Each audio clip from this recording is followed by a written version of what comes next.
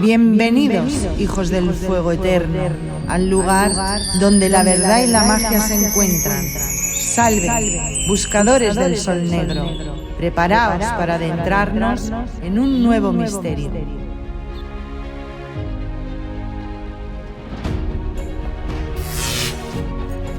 Brill, la raza futura. Capítulo 8. Durante largo rato estuvimos Zi y yo conversando sobre las propiedades de la fuerza Brill, tratando Zi de hacerme comprender la enorme influencia que tal fuerza había tenido en el desenvolvimiento tan notable de aquella raza.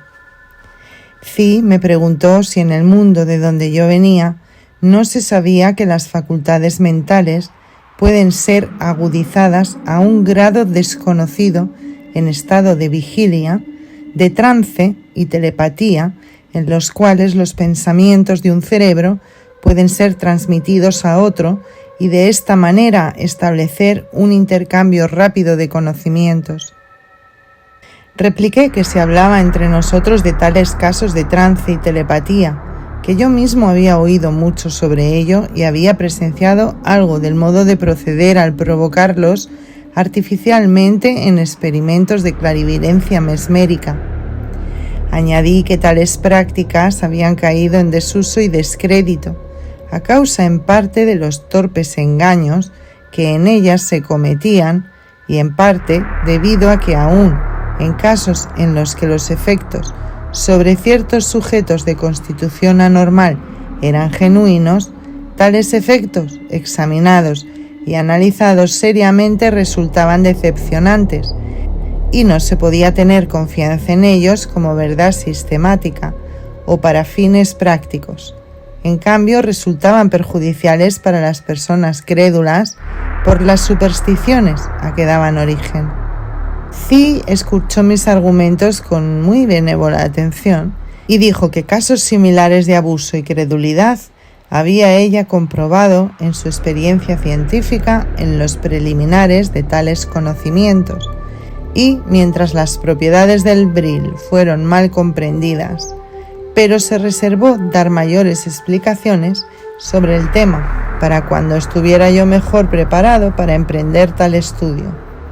Se contentó con añadir que precisamente, valiéndose del Brill mientras me encontraba en estado de trance, había yo aprendido los rudimentos de su idioma, y que ella y su padre, los únicos de la familia que habían tomado parte en el experimento, habían adquirido un conocimiento de mi idioma mucho mayor que lo que había yo aprendido del suyo, debido en parte a que mi idioma era más sencillo que el suyo, pues contenía ideas mucho menos complejas, y en parte porque el organismo de su raza era, en razón de cultura hereditaria, mucho más dúctil y mucho más capaz que el mío de adquirir conocimientos. Esto no pude admitirlo, aunque no lo di a entender. Habiendo tenido que aguzar mi inteligencia en el curso de mi activa vida en mi país y en mis viajes, no podía aceptar que mi constitución cerebral fuese menos viva que la de gentes que habían vivido siempre bajo luz artificial. Pero mientras mi mente desenvolvía tales pensamientos, Zi tranquilamente dirigió su dedo índice a mi frente y me hizo dormir. Al despertar de nuevo, vi al lado de mi cama al muchacho que había traído los ganchos y la soga a la casa en la que fui primeramente recibido, la cual, según supe después, era la residencia del magistrado jefe de la tribu. El muchacho, cuyo nombre era Tae, era el hijo mayor del magistrado. Descubrí que durante mi último sueño o trance había yo hecho grandes progresos en el aprendizaje del idioma del país y que podía conversar con relativa facilidad y soltura. Este muchacho era singularmente bello, aun teniendo en cuenta la belleza de la raza a la que pertenecía. De semblante muy varonil para su edad, poseía una expresión más vivaz y enérgica que la serena y desapasionada de los hombres que hasta entonces había visto. Me trajo la tableta en la que yo había dibujado mi descenso y la cabeza del horrible reptil que me había aterrorizado, haciendo que me alejara del cadáver de mi amigo. Señalando a esta parte del dibujo, Tae me hizo algunas preguntas con respecto al tamaño y forma del monstruo, así como de la cueva o del precipicio de donde había salido. Su interés en mis contestaciones parecía tan absorbente que le hizo olvidar su curiosidad con respecto a mí o mis antecedentes. Pero con extraordinaria confusión de mi parte, a causa de lo que había prometido a mi huésped, había empezado a hacerme preguntas sobre el mundo del que yo había venido. Afortunadamente entró Zi, quien al oírlo dijo: Tae, da a nuestro huésped cuantos informes desees, pero no se los pidas tú en cambio. Preguntarle quién es, de dónde viene o por qué está aquí sería quebrantar la ley que mi padre ha dictado para esta casa. Así sea, dijo apoyando su mano sobre su corazón. Desde aquel momento hasta que lo vi por última vez, aquel muchacho con quien trabé gran intimidad, ni una sola vez me hizo ninguna de las preguntas que le habían sido prohibidas. Capítulo 9. Pasó algún tiempo antes de que, por repetidos trances, si se pueden llamar así, mi mente quedara debidamente preparada para cambiar ideas con mis huéspedes y fuera más capaz de darme cuenta de sus diferentes usos y costumbres. Hasta entonces eran demasiado extrañas y nuevas en mi experiencia para que mi razón las pudiera comprender y fuera capaz de coordinar los detalles del origen e historia de esta población subterránea, la cual formaba parte de una gran raza familiar llamada Anna. Según las primitivas tradiciones, los progenitores más remotos de la raza habitaron en un mundo en la superficie de la tierra, sobre el mismo lugar que los descendientes entonces habitaban. Se conservaban todavía en sus archivos mitos de aquel mundo y con los mitos leyendas, según las cuales en la bóveda de aquel mundo había iluminarias que ninguna mano humana encendía. Pero tales leyendas eran consideradas por algunos comentadores como fábulas alegóricas. Según las mismas tradiciones, la tierra misma, en la época a que la tradición alcanzaba, ya no estaba realmente en su infancia, sino abocada y en los dolores de una transición de una forma a otra, sujeta a muchos y violentos cataclismos de la naturaleza. En uno de tales cataclismos, la porción de la superficie habitada por los antepasados de esta raza sufrió inundaciones, no repentinas, sino graduales e incontrolables, en las que fueron sumergidos y perecieron todos, salvo un pequeño número. No me atrevo a conjeturar si este relato se refiere a nuestro histórico y sagrado diluvio o a alguno anterior supuesto por los geólogos, aunque comparando la cronología de aquel pueblo con la de Newton, tal diluvio debió haber ocurrido muchos miles de años antes de la época de Noé. Por otra parte, los relatos de los escritores no van de acuerdo con las opiniones más en boga entre los entendidos en geología, por cuanto aquellos sitúan la existencia de una raza humana sobre la Tierra en épocas muy anteriores a la asignada a la formación terrestre, adecuada para la introducción de los mamíferos. Un grupo de la desdichada raza, invadida por la inundación, se refugió huyendo de ella en cavernas entre las más altas rocas y vagando por hondonadas cada vez más profundas, perdieron de vista para siempre el mundo superior. En efecto, la entera faz de la tierra había cambiado en aquel grave cataclismo. El mar se había convertido en tierra firme y ésta en mar. En las entrañas de la tierra, aún en la época de mi relato, según me aseguraron, se encontraban restos de habitaciones humanas, no en chozas y cavernas, sino en vastas ciudades cuyas ruinas atestiguan la civilización de las razas que florecieron antes de la época de Noé, las que se han de confundir con las generaciones a las cuales la filosofía atribuye el empleo del pedernal y el desconocimiento del hierro. Los fugitivos llevaron con ellos el conocimiento de las artes que habían practicado sobre tierra, artes de cultura y civilización. Su primera necesidad debió ser la manera de proporcionarse bajo tierra la luz que habían perdido arriba. Al parecer nunca, ni en sus primeros tiempos, la raza que pertenecía a la tribu con la que yo vivía había ignorado el arte de obtener luz de gases, manganeso o petróleo. Estaban acostumbrados en su estado anterior a luchar con las rudas fuerzas de la naturaleza. En efecto, la continuada batalla con su conquistador, el océano, que había tardado siglos en extenderse, había aguzado su ingenio para encauzar las aguas en diques y canales. A esta habilidad debían su conservación en la nueva residencia. Durante muchas generaciones, me decía mi anfitrión, con una especie de menosprecio mezclado con horror, nuestros primitivos antepasados tuvieron, según se dice, que degradar su rango y acortar sus vidas comiendo carne de animales, muchos de los cuales, como ellos mismos, escaparon del diluvio y se guarecieron en las cavernas de la tierra. Otros animales que se supone eran desconocidos en el mundo de arriba habitaban estas mismas cavernas. Cuando lo que podríamos llamar la época histórica emergió del crepúsculo de la tradición, la raza Ana se había ya establecido en diferentes comunidades y había alcanzado un grado de civilización muy análogo al que hoy disfrutan las naciones más avanzadas de sobre la Tierra. Conocían la mayoría de nuestros inventos mecánicos, incluso la aplicación del vapor y del gas. Las comunidades mantenían fiera competencia entre ellas. Tenían sus ricos y sus pobres, sus oradores y conquistadores, y guerreaban sea por un dominio o por una idea.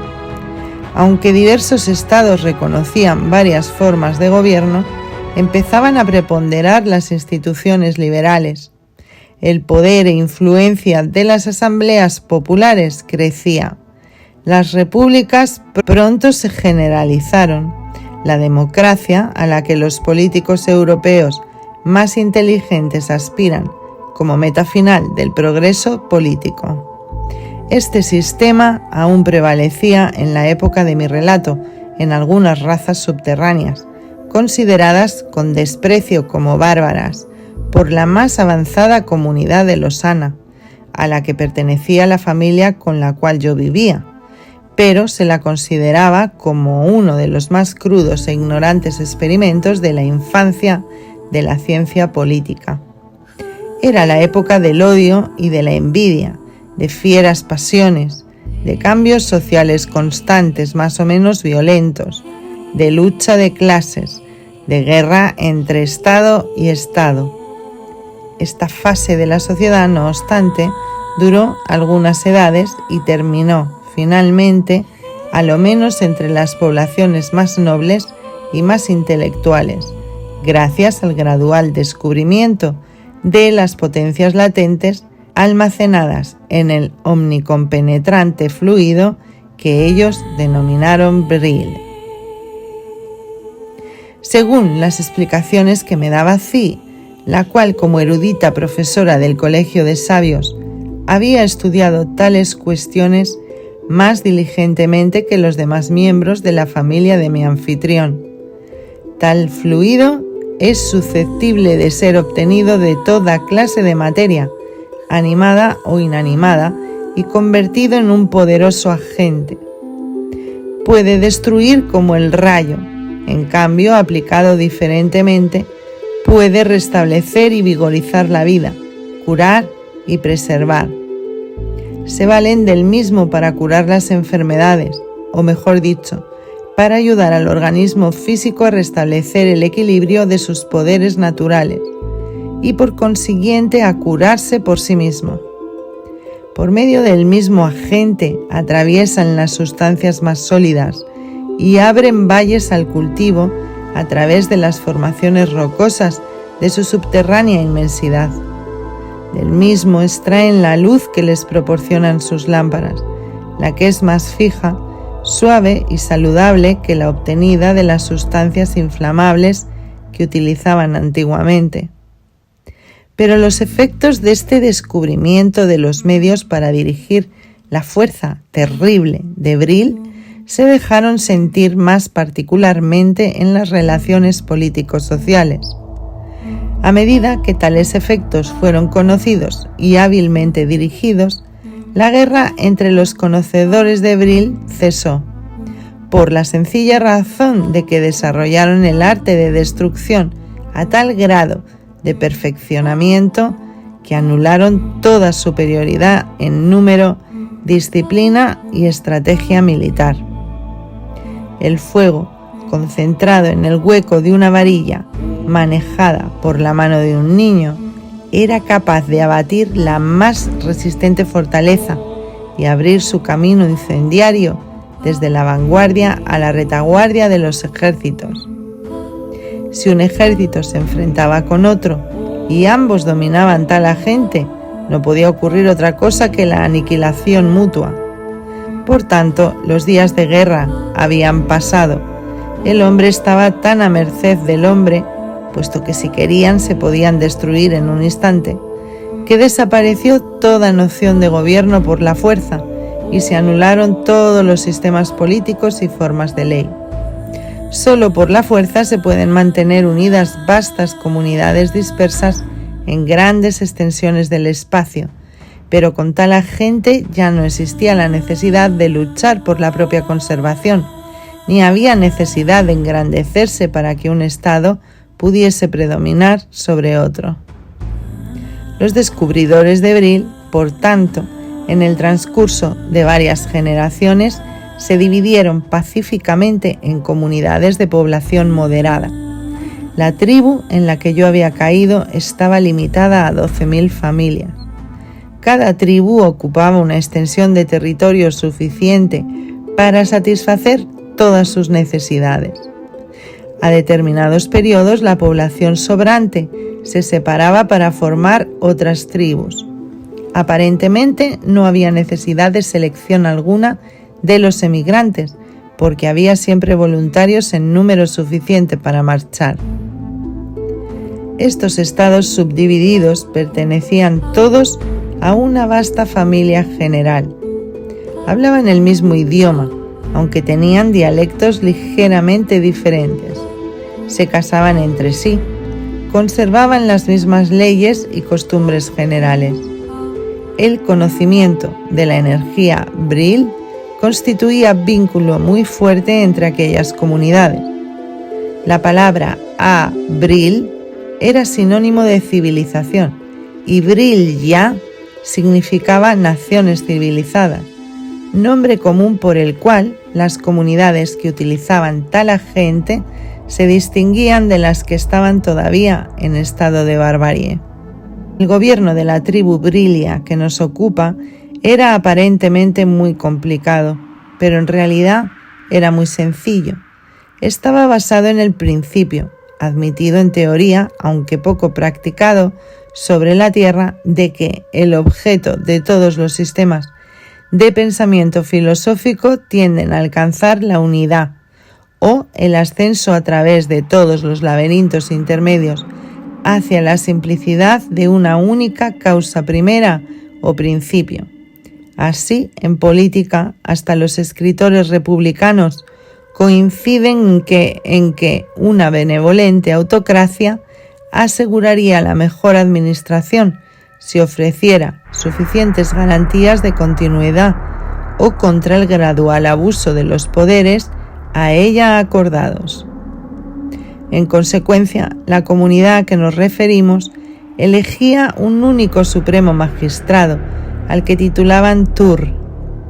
Nominalmente el cargo era vitalicio, pero rara vez se podía inducir a quien lo ocupaba a retenerlo una vez llegado al principio de su vejez. Verdaderamente nada había en aquella sociedad que hiciera que sus miembros ambicionaran la retención del cargo. No había honores ni distintivos de alto rango inherente al mismo. El supremo magistrado no se distinguía de los demás, ni por su residencia, ni por sus emolumentos. Por otra parte, los deberes que sobre él pesaban eran maravillosamente ligeros y fáciles, pues no se demandaban un grado preponderante de energía o inteligencia. No habiendo temores de guerra, no había que mantener ejércitos. No existiendo un gobierno de fuerza, no había fuerzas de policía que nombrar ni dirigir. Lo que llamamos crimen era algo desconocido entre los Brillias y no había cortes de justicia criminal. Los raros casos de diferencias civiles eran zanjados por el arbitraje de amigos elegidos por las partes o decididos por el consejo de sabios que describiré más adelante. No existían los abogados profesionales, pues en realidad las leyes eran convenios amigables, puesto que no existía ningún poder capaz de aplicar la ley a un ofensor que llevaba en su varilla el poder para destruir a sus jueces. Existían costumbres y reglas al cumplimiento de las cuales la gente se había tácitamente habituado en el transcurso de varias edades, y si en algún caso algún individuo encontraba dificultad en cumplirlas, abandonaba la comunidad y se iba a otra parte. De hecho, existía en aquel estado apacible un conjunto muy similar al de nuestras familias privadas, en el que virtualmente decimos a los miembros adultos independientes que recibimos y entretenemos: quédate o vete, según que nuestros hábitos y reglas te gusten o desagraden. Pero aunque no había leyes como las nuestras, ninguna raza sobre la tierra es tan respetuosa de la ley como lo era aquella. La obediencia a la regla adoptada por la comunidad se había hecho instintiva en ellos, como si fuera implantada por la naturaleza. En cada hogar, el jefe del mismo establecía reglas para su dirección, que no eran resistidas ni discutidas por quienes pertenecían a la misma. Tenían un proverbio, el significado del cual se pierde en gran parte al parafrasearlo. Decía: no existe felicidad sin orden, no existe orden sin autoridad, no hay autoridad sin unidad. La dulzura de todo gobierno, civil o doméstico entre ellos, se pone de manifiesto en las expresiones idiomáticas que tenían para tales términos como ilegal o prohibido. Decían: se pide no hacer tal o cual cosa. La pobreza entre los sana era tan desconocida como el crimen.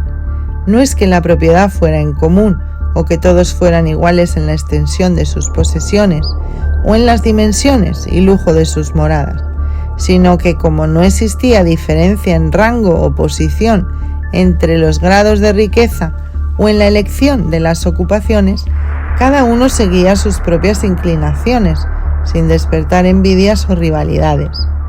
Unos gustan de una vida modesta, otros una más espléndida.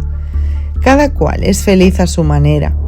Debido a esta ausencia de rivalidades y el límite puesto a la población, era difícil que una familia cayera en la miseria. No había especulaciones arriesgadas, ni competidores que ambicionaran mayor riqueza o más alto rango. Sin duda alguna, en cada asentamiento todos recibían originalmente la misma porción de tierra, pero algunos, más aventureros que otros, habían extendido sus posesiones a la selva lindera o habían mejorado sus campos para darles más fertilidad o emprendieron el comercio o la industria. Así, necesariamente, unos se habían hecho más ricos que otros, pero ninguno había llegado a ser absolutamente pobre o a faltarle en nada de lo que pudiera desear según sus gustos. Si tal caso llegaba, podían siempre emigrar o, en el peor de los casos, solicitar sin desdoro y en la seguridad de obtenerla la ayuda de los ricos. porque todos los componentes de la comunidad se consideraban como hermanos de una afectuosa y unida familia. Volveré a ocuparme incidentalmente de este tema a medida que avance en mi narración. El principal deber del Supremo Magistrado consistía en mantenerse en relación con ciertos organismos encargados de la administración de detalles especiales. El más importante y esencial de tales detalles era el relacionado con la provisión de luz.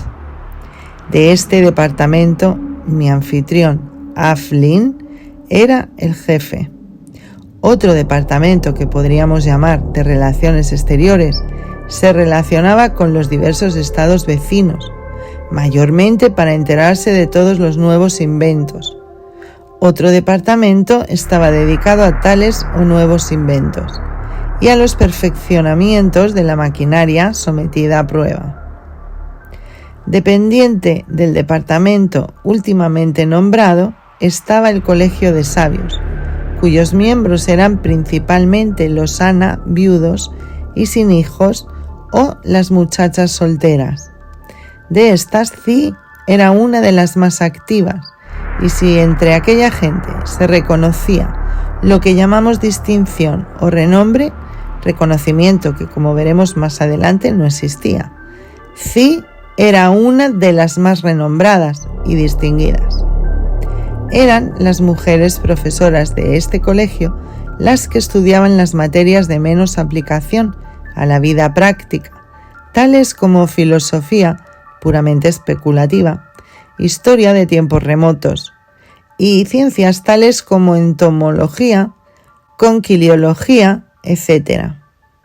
Zi, cuya mente activa, como la de Aristóteles, con la misma facilidad abarcaba los más amplios temas y los más minuciosos detalles, había escrito 2 volúmenes sobre un insecto que se aloja entre la pelusa de las garras del tigre. Obra considerada de gran autoridad sobre el tema, pero las investigaciones de los sabios no se limitan a estudios tan sutiles y abstrusos. Comprenden otros más importantes, especialmente las propiedades del bril, a la percepción del cual la más fina organización de los profesores femeninos es eminentemente sensible.